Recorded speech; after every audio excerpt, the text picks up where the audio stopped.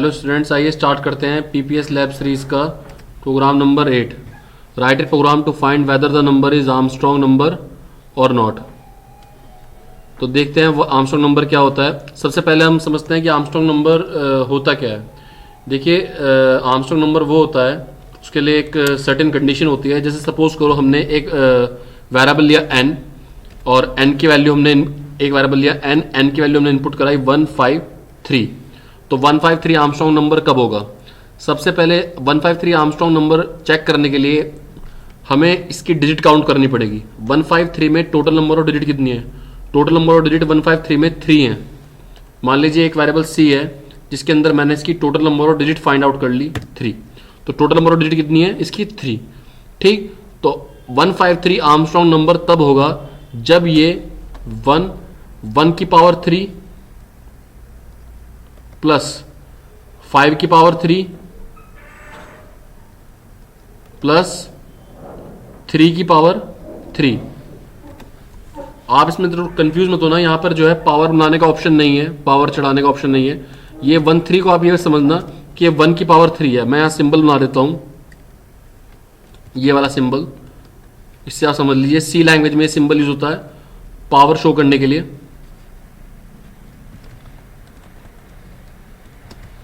ठीक है, तो आप इसे समझिए कि 153 जो आर्मस्ट्रॉन्ग नंबर तब होगा जब ये 1 की पावर 3 प्लस 5 की पावर 3 प्लस 3 की पावर 3 के इक्वल होगा। ठीक है, तो जो 1 की पावर 3 चढ़ी है वो इस हिसाब से चढ़ी है कि डिजिट काउंट कितनी है। डिजिट काउंट इसमें 3 है, तो इसलिए जो इसके ऊपर पावर है वो 3 ही चढ़ाएंगे। अगर ये नंबर मान लीजिए सपोज करो 153 की जगह हमने इनपुट कराया होता 15, यानी कि इसके अंदर हमारी जो डिजिट काउंट है वो होती 2। तो इस केस में क्या होता, 1 की पावर 2 ही चढ़ती यहां पर और 5 की पावर भी 2 ही चढ़ती। यह आर्मस्ट्रॉन्ग नंबर तब होता जब ये 1 की पावर 2 प्लस 5 की पावर 2 के इक्वल होता। ठीक है, तो आर्मस्ट्रॉन्ग नंबर आपको समझ में आएगा क्या है। ठीक है, अब आइए जरा इसका लॉजिक डिस्कस कर लेते हैं हम। यहां पे सबसे हमने एक वेरिएबल लिया c = 0। ये c = 0 वेरिएबल हमने डिक्लेयर करा है इसलिए क्योंकि हमें सबसे पहले काउंट करनी पड़ेंगी डिजिट कि कितनी नंबर ऑफ डिजिट्स हैं। ठीक है, कोई भी जो नंबर हम इनपुट करा रहे हैं उसके अंदर टोटल नंबर ऑफ डिजिट कितनी है। s = 0 इसके अंदर हम जो है सम रिसीव कर लेंगे। ठीक है, यानी कि s के अंदर हम रिसीव करेंगे ये, जैसे मान लीजिए 150 मैंने 15 नंबर इनपुट कराया तो s के अंदर हम रिसीव करेंगे 1 की पावर 2 प्लस 5 की पावर 2। ठीक है, और एक वेरिएबल लिया रिमाइंडर के लिए यूज करेंगे हम डिजिट सेपरेट करने के लिए। n1 n2 वेरिएबल लिए, आगे देखेंगे प्रोग्राम में किस लिए लिए। और ये n नंबर वो है जिसे हम चेक कर रहे हैं कि वो आर्मस्ट्रॉन्ग नंबर है या नहीं। सपोज करिए जो नंबर आपने इनपुट कराया है, यहाँ पे ले लेते हैं वैल्यूज कुछ, तभी आइट्रेट करने का फायदा है। मान लीजिए वो नंबर आपने इनपुट कराया 153। ठीक है, तो 153 नंबर को हमें चेक करना है कि ये नंबर आर्मस्ट्रॉन्ग नंबर है या नहीं। सबसे पहले हम इस n की जो वैल्यू है 153 वो मेंटेन कर लेते हैं किसी और वेरिएबल में। Let us suppose n1 variable में 153 वैल्यू हम मेंटेन कर लेते हैं, यानी कॉपी कर लेते हैं। ये वैल्यू हमने कॉपी क्यों करी अभी समझ में आएगा आपको। ठीक है, क्यों कॉपी करी। हमारा देखिए हमारा फोकस क्या है, सबसे पहले कि हमें सबसे पहले टोटल नंबर ऑफ डिजिट इस 153 के अंदर काउंट करनी है। ठीक है, तो टोटल नंबर ऑफ डिजिट के लिए मैंने लॉजिक लगाया यहाँ पर, यहाँ लूप लगाया हमने वाइल का। ठीक है, वाइल लूप का जो हमने लूप लगाया तो यहाँ पर n की वैल्यू कितनी है देखिए जरा। वाइल कैसे चलता है, वाइल के अंदर सबसे पहले कंडीशन चेक होती है। तो एक कंडीशन चेक हुई 153 not equal to 0। Not equal to का मतलब क्या होता है, नॉट इक्वल टू ऑपरेटर जो है, जैसे आपको पता होगा कि अभी थोड़ी देर पहले मैंने प्रीवियस वीडियो में बताया था कि डबल इक्वल तो हम यूज करते हैं लेफ्ट ऑपरेंड और राइट ऑपरेंड को कंपेयर करने के लिए कि इक्वल है या नहीं। अगर लेफ्ट ऑपरेंड और राइट ऑपरेंड इक्वल है तो कंडीशन ट्रू मानी जाएगी। लेकिन अगर इक्वल की जगह मैंने यहां पर नॉट लगाया, लॉजिकल नॉट, तो इसका मतलब हुआ नॉट इक्वल का मतलब कि लेफ्ट ऑपरेंड की वैल्यू अगर राइट ऑपरेंड के इक्वल नहीं है तो कंडीशन ट्रू मानी जाएगी। कंडीशन क्या मानी जाएगी? ट्रू। ठीक है, तो n की वैल्यू कितनी है 153 और जो राइट ऑपरेंड है वो 0। ये दोनों वैल्यू इक्वल तो नहीं है, तो इट मीन्स कि ये कंडीशन ट्रू हो गई। फ्लो ऑफ कंट्रोल वाइल की बॉडी के अंदर आया और यहाँ पर C++ आपने कर रखा है। तो जैसे कि मैंने प्रीवियस वीडियो में बताया था आपको कि ये जो आपने C++ लिखा है पोस्ट इंक्रीमेंट, इसका मतलब होगा C = C+1, यानी कि C की करंट वैल्यू जो भी होगी उसमें एक वैल्यू इंक्रीज हो जाएगी। सी की जो करंट वैल्यू है वो 0 है, तो 0 + 1 1 हुआ, और वही वैल्यू असाइन कर दिया आपने सी में, तो सी की जो अपडेटेड वैल्यू है वो अब हो जाएगी 1, इंक्रीज होके 1 हो जाएगी। अब यहां लिखा आपने n = n / 10, n की वैल्यू कितनी है यहाँ पर 153। 153 को अगर आप 10 से डिवाइड करेंगे तो आपका जो आउटपुट है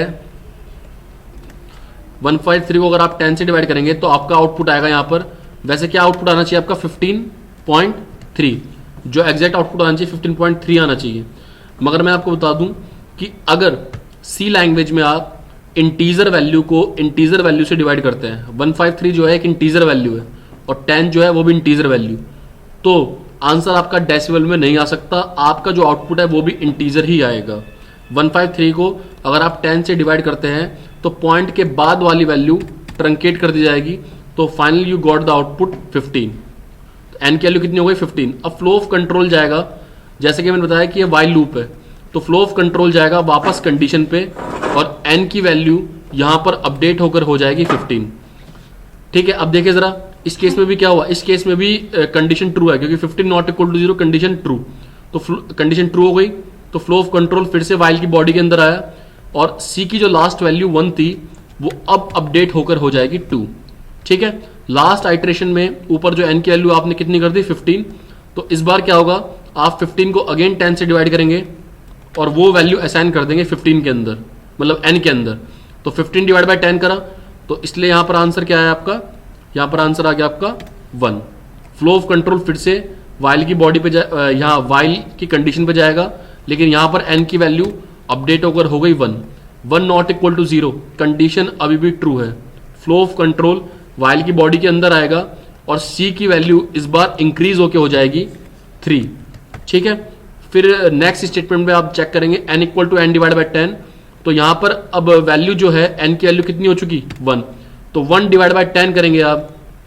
ठीक है, तो यहां पर आपका आंसर आएगा 0। अब कहेंगे आंसर तो आपका 0.1 आना चाहिए, लेकिन मैंने बताया आपको अभी थोड़ी देर पहले कि अगर आप सी में इंटीजर वैल्यू को इंटीजर वैल्यू से डिवाइड करते हो तो पॉइंट के बाद वाली वैल्यू आपकी रिजेक्ट हो जाती है, तो इसलिए यहां पर आउटपुट आया 0। अब फ्लो ऑफ कंट्रोल फिर से जाएगा वाइल की कंडीशन में, लेकिन अब n की वैल्यू अपडेट होकर हो चुकी 0 ≠ 0, यहां पर कंडीशन फॉल्स।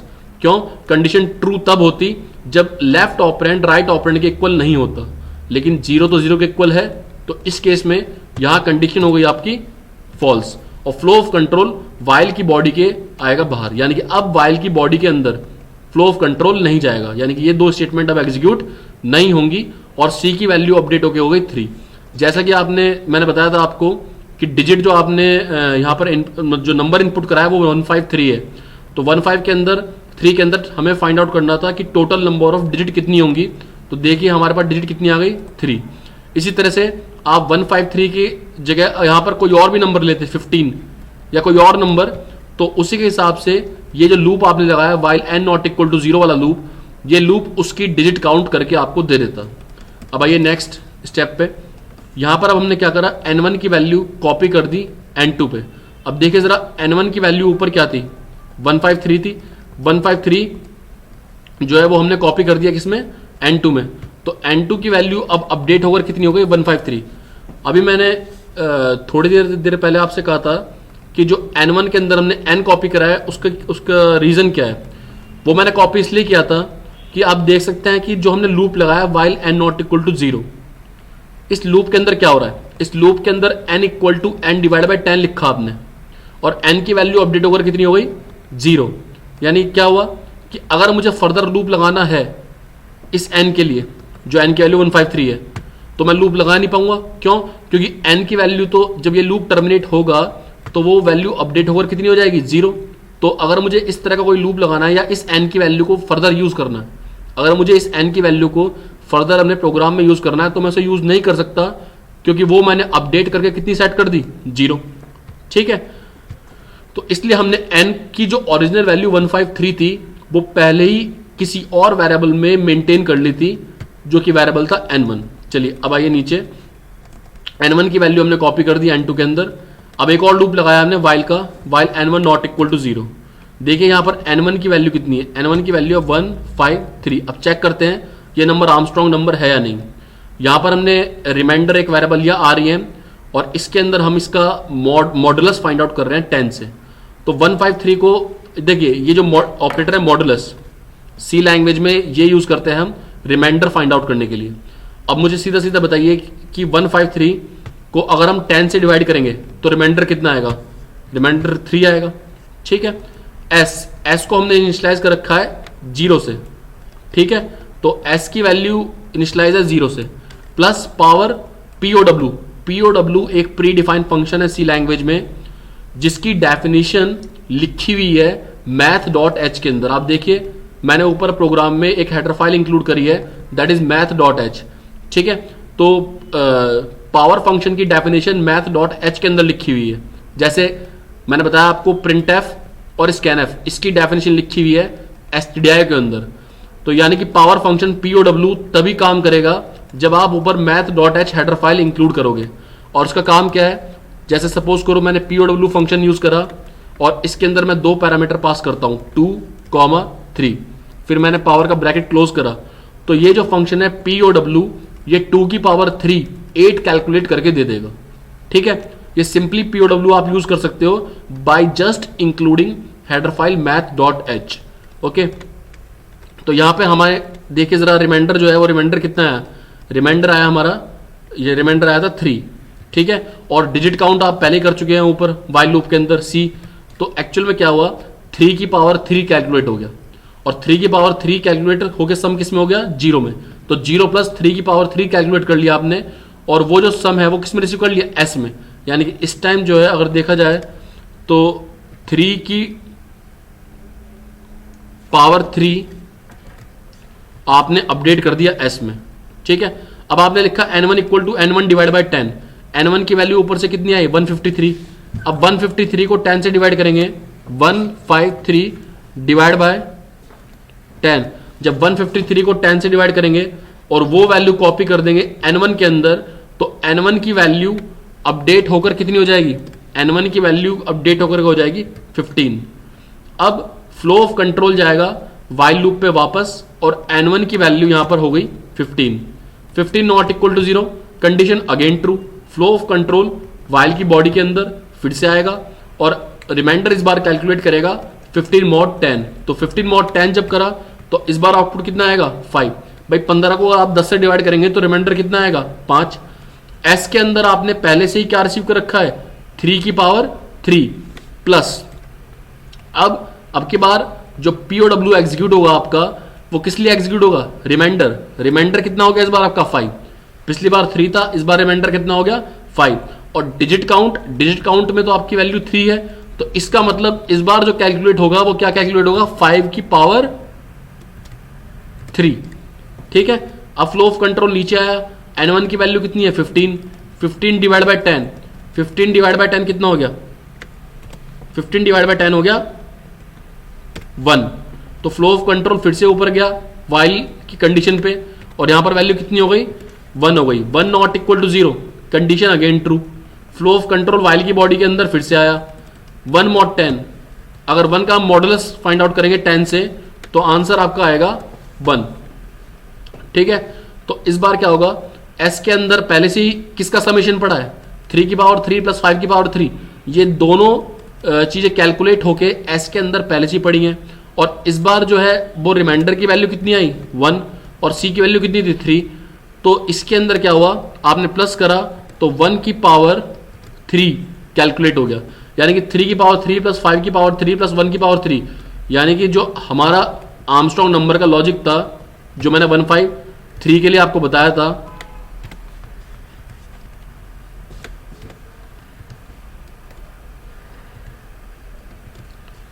देखिए जो ये वाला पार्ट है right hand side 1 cube plus 5 की पावर 3 प्लस 3 की पावर 3, ये जो राइट हैंड साइड है दिस वन, ये आपने पूरा समेशन रिसीव कर लिया एस के अंदर। किसके अंदर रिसीव कर लिया, एस के अंदर।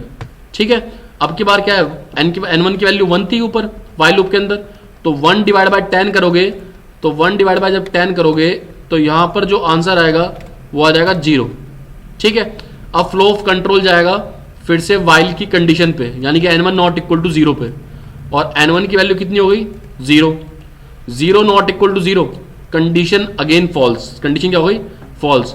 जब फॉल्स हो गई कंडीशन तो फ्लो ऑफ कंट्रोल वाइल की बॉडी के बाहर आया, और s के अंदर क्या रिसीव कर रखा है आपने, s के अंदर रिसीव कर रखा है 3 की पावर 3 प्लस 5 की पावर 3 प्लस 1 की पावर 3, और यहां पर जो वेरिएबल है वो क्या है n2 वेरिएबल है, ठीक है। n2 के अंदर वैल्यू क्या है, n2 के अंदर वैल्यू 153, और s के अंदर आपने फाइंड आउट कर रखा है 3 की पावर 3 प्लस 5 की पावर 3 प्लस 1 की पावर 3। जरा इसको फाइंड आउट करिए, 3 की पावर 3 कितना हुआ आपका 27 प्लस 5 की पावर 3 कितना हो गया 125 प्लस 1 की पावर 3 कितना हो गया 1। तो अगर इसको आप ऐड करेंगे तो ये आंसर 153 के इक्वल ही आएगा। यानी क्या हुआ कि इसका मतलब ये है कि जो हमने नंबर इनपुट कराया था 153, क्या नंबर इनपुट कराया था हमने 153, तो उसके बाद हमने जब इसका राइट हैंड साइड सॉल्व करा 3 की पावर 3 5 की पावर 3 प्लस 1 की पावर 3, वो भी 153 के इक्वल हुआ। तो इसका मतलब कि 153 नंबर जो है वो आर्मस्ट्रॉन्ग है।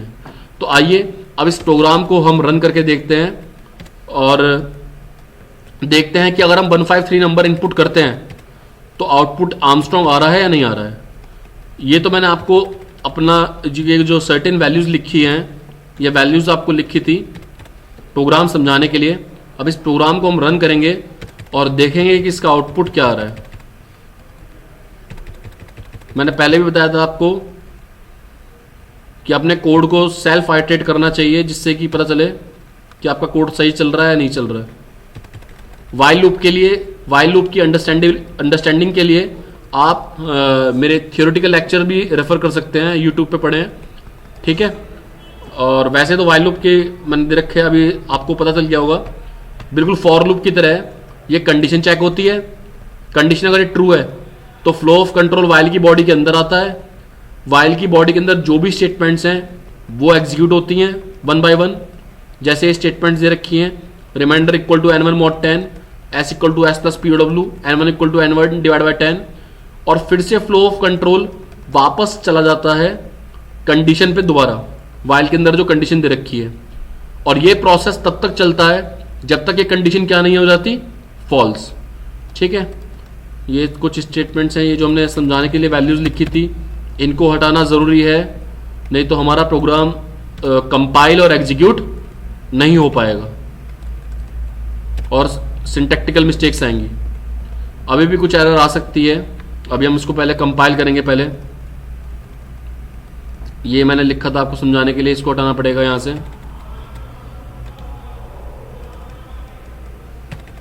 इसको हमने हटा दिया यहाँ से। और अभी जो भी कंटेंट हमने इसमें अपडेट करा इसको सेव करेंगे पहले। अब इसको हम प्रोग्राम को कंपाइल करते हैं। कंपाइल हमने करा, कोई एरर या वार्निंग इस प्रोग्राम में शो नहीं हो रही है। इस प्रोग्राम को हम रन करते हैं। रन करा हमने, सपोज करो हमने नंबर इनपुट कराया 153, चेक करते हैं कि हमारा लॉजिक सही है नहीं। तो 153 हमारा नंबर इनपुट कराया, तो देखिए नंबर जो है हमारा डिस्प्ले हो रहा है आर्मस्ट्रॉन्ग, और बिल्कुल सही है, 153 नंबर आर्मस्ट्रॉन्ग होता ही है, ठीक है, क्योंकि 153 नंबर होता है equal to 1 cube plus 5 cube plus 3 cube के इक्वल, ठीक है। तो इसी तरह से आप n की कोई और भी वैल्यू इनपुट कर सकते हैं। सिंपल ये प्रोग्राम था। नेक्स्ट प्रोग्राम में हम डिस्कस करेंगे प्रोग्राम नंबर 9। अभी के लिए थैंक यू।